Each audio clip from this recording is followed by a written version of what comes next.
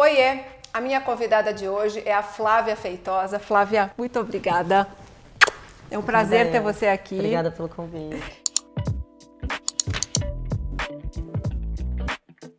A Flávia é psicóloga, mestre e doutora em psicologia social e também coach. Eu convidei a Flávia para conversar com a gente hoje porque eu assisti um vídeo incrível dela no canal do YouTube da Casa do Saber, que aliás eu amo. Tem vídeos incríveis, se você não conhece, eu já vou fazer uma propaganda. O canal do YouTube da Casa do Saber é maravilhoso e a Flávia falava em um vídeo sobre comunicação não violenta. Há algum tempo eu li um livro sobre isso e começou a me chamar a atenção esse tema, eu comecei a estudar sobre isso, por isso eu convidei a Flávia, que é uma especialista nesse assunto. Flávia, primeira coisa, explica pra gente, pra quem nunca ouviu esse termo, não sabe do que se trata, o que é comunicação não violenta? Então, a comunicação não violenta é uma forma da gente compreender a comunicação humana. Mais do que uma forma da gente entender, eu diria que ela é uma proposta de prática de comunicação para melhorar as nossas relações. A comunicação não violenta foi desenvolvida pelo Marshall Rosenberg. Marshall morreu há 2 anos e ele empacotou,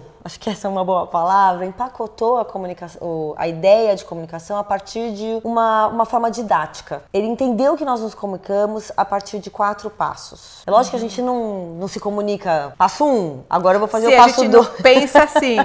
Eu vou fazer o passo 2 agora com você. Mas assim, pra gente entender por onde a gente pode passar pra melhorar minha forma de comunicar com o outro, ele falou em aprender a observar melhor as coisas ao invés de ficar julgando, porque a gente tem aquela mania, né? Sim, a gente julga o tempo todo. Eu olho você, já sei quem é você, já sei tudo de você. Como se eu soubesse tudo da sua vida. A gente é cheio de fazer isso, né? Às vezes sem perceber, é muito automático. Você olhou e imediatamente fez um julgamento e construiu sua opinião, né? Então, esse automático a gente sempre vai fazer. Não tem jeito, faz parte do nosso cérebro, faz parte da nossa sobrevivência, aprender a julgar as coisas. Então eu diria assim pra você, se você fosse lá na savana e você tivesse que saber se aquela sombra era de um animal ou de uma árvore, você precisava julgar. Tem que ser rápido. A gente sobreviveu porque a gente julga e porque a gente interpreta a realidade. Mas isso não nos é mais tão útil hoje em dia. Então, sim, quando eu preciso conscientemente observar as coisas e dizer, bom, eu tô julgando, eu tô interpretando, isso é o que eu tô pensando imediatamente, mas na verdade pode não ser isso. Mas você vê que é interessante, porque tudo que a gente faz tem uma função, né? Se tá nos prejudicando, igual a ansiedade. Todo mundo fala, a ansiedade é uma merda, a ansiedade. Mas a ansiedade tem um lado muito importante e muito bom. A ansiedade pode ser maravilhosa, se for bem controlada. É interessante isso, né? Mas você falou de 4 passos, né? Quais são eles? Então, a observação é o primeiro deles, foi isso que a gente falou. Os sentimentos diz respeito eu conseguir diagnosticar melhor o que eu sinto em determinada situação, por que eu estou me sentindo daquele jeito e poder entender como que a outra pessoa pode estar sentindo também. Só que daí, neste segundo passo, tem uma coisa super importante que na comunicação não violenta, que é a gente poder perceber o que é um sentimento de verdade. O Marshall fala em sentimentos e não sentimentos. O que é um não sentimento? Eu me senti criticada por você é um não sentimento. Eu me senti abandonada por você é um não sentimento. Eu me senti traída é um não sentimento. Vou pegar o traída então. A gente brinca assim, não, porque ele me traiu, porque onde já se viu, ele causou esse mal para mim. Eu brinco assim, né? Com as minhas alunas principalmente. Ele não te traiu. O objetivo dele não foi trair você. Ele estava se divertindo. Ele estava feliz, ele estava tendo prazer. Ele não fez isso para fazer alguma coisa para você. Ele fez isso para conseguir alguma coisa boa para ele. Olha que interessante, é verdade. E a gente tem mania de, ao julgar o que está acontecendo, julgar também como se o outro tivesse o poder de determinar como que você sente. Ninguém é responsável pela forma que a gente se sente. Então esse é o segundo passo. Eu estou triste, eu estou com raiva, eu não gosto disso que aconteceu, mas o outro não fez isso para mim. O Marshall diz que nós não fazemos nada para o outro, nós fazemos algo para buscar o bem para nós. Que é o que ele fala da necessidade, é sempre para atender alguma necessidade nossa. Ainda que você magoe o outro, na verdade você estava tentando era atender uma necessidade sua, é isso? Exatamente. E aí é o terceiro passo, que é o da necessidade. Da necessidade. Que é, na verdade, da tal palavra empatia. Porque pra mim, assim, a comunicação não violenta, a gente tá falando de empatia para poder me comunicar melhor. Então o terceiro passo é, ok, tentar ver o que tá acontecendo mesmo. Tentar explorar quais são os reais sentimentos e não ficar se vitimizando sobre o que acontece. E aí poder estar pronto pra olhar pra pessoa e entender o que ela estava buscando, o que mobilizava essa pessoa. O Marshall diz que por trás de um embrulho feio sempre tem algo bonito, algo belo que pulsa dentro dessa pessoa. Então o embrulho é o que ela fez. Que pode ser ruim, pode ser uma coisa feia. Ninguém tá falando que então tudo bem, todo mundo tá perdoado. Não é isso. Eu não posso sair matando alguém, eu não posso sair fazendo coisas que vão deixar as outras pessoas magoadas. Mas muitas vezes as pessoas não é esse que é o foco delas, elas estão pensando nela. É automático. Nós somos egoístas, gente. Nós chegamos até aqui, nós sobrevivemos há tantos milhões de anos porque nós aprendemos muito a nos defender. Sim, nós somos narcisistas e egoístas. Exatamente. E foi assim que a gente foi evoluindo, né? É muito interessante esse ponto de vista, porque quando eu comecei a ler sobre isso, eu percebi. Às vezes a gente se magoa tanto com o que uma outra pessoa fala pra gente, mas tanto que você carrega aquilo na sua mente por anos. A pessoa falou e já esqueceu e ela não queria te magoar. Ela falou porque ela sentiu necessidade de falar. A pessoa não faz a menor ideia daquilo que aconteceu. Da marca que isso ficou. E você confunde isso. Então esse é o terceiro passo, que é o passo da empatia. Que é, na verdade, a grande pérola do trabalho do Marshall. Porque é levar a gente para entender o outro. Entender o outro significa compreender o que motiva aquela pessoa, o que ela estava querendo com aquilo.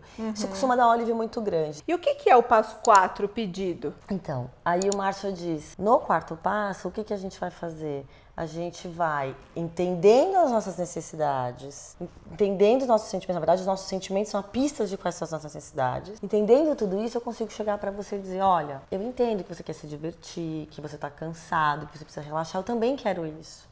Mas eu gostaria de fazer isso indo pra praia. E a pessoa diz, mas eu gosto de fazer isso aqui na frente da televisão. Então, como é que a gente pode juntos conversar sobre isso? E aí podem entrar milhões de possibilidades, do tipo, sábado você escolhe o que a gente vai fazer, domingo quem escolhe sou eu.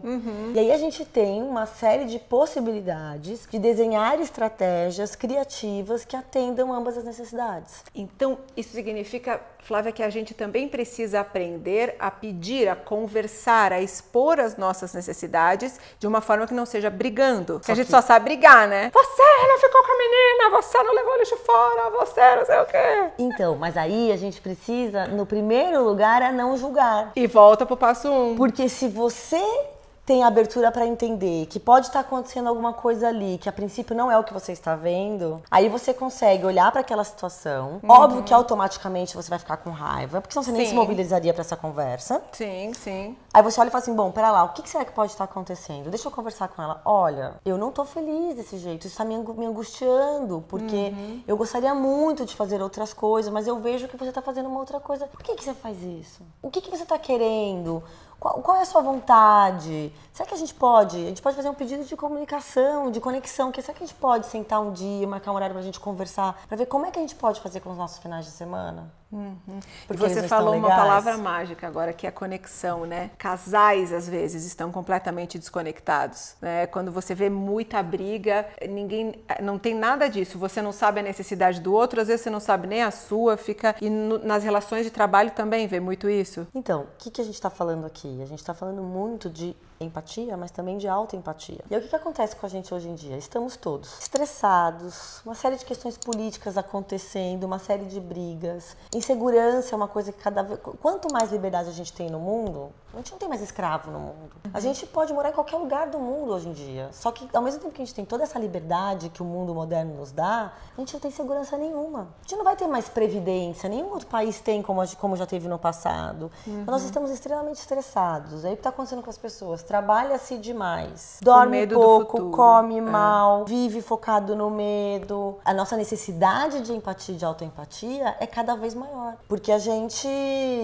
vive numa velocidade muito grande, as coisas são muito rápidas. E você acha também, Flávia, que tá todo mundo, como você falou, nós estamos vivendo com medo da insegurança em geral, insegurança financeira, os pais com medo de não ter dinheiro suficiente para criar os filhos, os adolescentes com medo de não ter um futuro que ganhe muito dinheiro. Então tá um ambiente muito difícil. E é nesse momento que a comunicação não violenta pode nos ajudar a criar ferramentas para viver um pouco melhor no caos, digamos assim, é isso? Sim, ela ajuda a gente acho que ela também nos alerta que a gente tem que parar um pouco, entendeu? A gente tem que parar pra pensar o que tá acontecendo. E até pra exercer escolhas na nossa vida, assim, o que eu quero de verdade? Que também tem uma outra coisa, né, que acho que tem um pouco a ver com o seu assunto. Por que eu quero ser magra demais? Por que eu quero ser famosa demais? Por que eu quero ser rica demais? O que isso atende minhas necessidades humanas essenciais de verdade? Exatamente. E nesse tema que você entrou, eu queria que você falasse pra gente quando a gente fala comunicação não violenta, é porque estamos tendo uma comunicação violenta com os outros e com nós mesmos muitas vezes. Essa teoria toda que o Marshall desenvolveu diz também a respeito do jeito que nós falamos com nós mesmos? Então, o Marshall, ele fala também sobre isso. Eu acho que o foco mais dele é na minha relação com o outro, mas para que eu me relacione com o outro, eu preciso ter consciência de quem sou eu, Sim. do que eu quero, do que eu gosto. E aí entra a autoempatia, a autocompaixão. Sim, porque se autocompaixão. você não sabe o que você sente, se você não consegue ser um observador dos seus sentimentos e pensamentos, o jeito de lidar com o outro vai sair todo atravessado. É né? isso. Então, o princípio de uma boa comunicação com o outro é eu estar preparado para comunicar comigo, para entender quais são os meus sentimentos, o que está acontecendo comigo, o que eu quero de cada uma das coisas que acontecem na minha vida. Por que eu levanto todos os dias? Por que eu vou... Decisões eu vou tomar baseadas no quê? Qual que é a relação que isso tem com o que eu quero de verdade? Eu brinco muito, assim, no trabalho de coaching, que nós temos que tomar muito cuidado, gente, para nós não sermos um barco à deriva no mundo. Sim, que às vezes a gente fica tão perdido na vida que fica mesmo um barco à deriva, né? E aí, o barco à deriva, nem a água do mar sabe para onde ela vai levar a gente. Ela depende da corrente, ela depende dos ventos, ela depende da maré, ela depende de uma série de coisas. A gente tem que buscar a nossa vela, a direção da nossa vela. A gente tem que entender quais são os ventos. A gente tem que entender quais são essas coisas todas. E assim, a vida é como um rio, um grande rio que tem seus afluentes, né? E assim, que escolhas que a gente vai tomar? Quais aquelas que vão me atender como pessoa? E elas estão muito longe dos estereótipos ideais de vida. Sim, muitas vezes você está seguindo uma profissão ou seguindo um caminho de vida porque você acha ou os outros disseram que aquele caminho ia te levar para o sucesso e para a felicidade. Quantas pessoas, na época que eu pedi demissão do meu trabalho, que eu trabalhava numa emissora de TV grande, importante, diziam, você é louca, pedir demissão de um trabalho desse para criar um canal no YouTube. E eu falava, gente, você não tem noção do que acontece aqui dentro, né? Então é isso que você está falando, meu barco estava à deriva. Hoje eu sei exatamente o caminho que eu quero percorrer e me sinto muito mais feliz neste trabalho aqui e isso foi muito life-changing, porque quando eu consegui entender quem eu era e o que eu queria fazer da minha vida, tudo muda. Eu estava numa reunião recentemente e a pessoa falava assim, não, mas eu não estou passando tanto trabalho para vocês nesse foco, porque eu fico preocupada, que vocês têm muita coisa para fazer, eu não quero, né, que vocês não queiram mais estar aqui. E aí a gente falou assim para essa pessoa que era o nosso líder, mas espera lá, nós precisamos dessas informações, nós precisamos continuar nisso. Se você confia que a gente cuida da gente, se não tiver bom, eu vou avisar. Mas você decidir por mim que isso não vai ser bom pra mim, não me ajuda. Então, na comunicação não violenta, a gente também tem um pouco dessa coisa que é, eu acredito que você cuida de você. E você deixa que eu cuido de mim. E a hora que eu achar que você não está agindo comigo da maneira que eu gostaria, eu vou colocar. Vou colocar. E posso colocar e ser compreendido e não julgado. E aí entra tudo. Né? E aí você pode ouvir de mim isso e dizer, nossa, mas será que ela está sendo agressiva? Não tô gostando disso. Por que ela está dizendo que ela não está gostando disso? Não, mas espera lá, deixa eu ouvir direito o que ela está falando. O que pode ter por trás disso? Outra cena, assim, que é muito comum, assim, de um casal que vai... Ou a família que vai fazer um almoço Dia das Mães e resolvem fazer num lugar. Não era o lugar que eu queria, mas era o lugar que eu achava que a minha mãe queria. Não era necessariamente o lugar que a minha mãe queria, mas ela achou que, como eu propus, era o que eu queria. Fica todo mundo achando... Isso é muito comum na nossa vida, né? É muito comum. Ah, mas eu achei que você quisesse ir. Não, mas eu achei. E ninguém conversou, ninguém perguntou. E no final, assim, eu fui lá porque você quis. Não, eu que fui lá porque você quis. Então por que a gente não foi no terceiro lugar? E de repente o terceiro lugar, que era o que as duas, era o que as duas queriam. Nossa, como falta diálogo, né, nas nossas relações. Parou pra pensar nisso? Quantas vezes você viveu essa situação que a Flávia explicou agora? É exatamente isso, né? Eu tenho a CNV me ensinou uma coisa que foi muito libertadora na minha vida. Eu tinha uma questão com a agenda. Eu nunca podia atrasar ou desmarcar com alguém, era muito chato. Mas eu vivia atrasada porque, como eu não queria desmarcar com essa pessoa, eu dava um jeito de caber na minha agenda. E eu ia sempre chegar 5, 10 minutos atrasada porque tinha que encaixar muita coisa. Porque eu tentava encaixar muito e mudar era um horror. Como que você vai fazer isso? É um desrespeito com as pessoas. Eu passei a criar o hábito de ligar pra pessoa e perguntar pra ela: olha, eu posso ir nesse compromisso com você nesse horário, mas me ajudaria se a gente pudesse marcar 30 minutos mais tarde. Eu só queria saber como é que fica isso pra você. Gente, mudou a resposta normalmente é: nossa, você não sabe como me ajuda isso. E se você não tivesse perguntado isso, você nunca teria essa resposta. Então, quantas situações na nossa vida a gente não entrou em algum conflito pelo simples fato de não expor uma ideia, de não conversar. O medo, né, de conversar, Que interessante isso.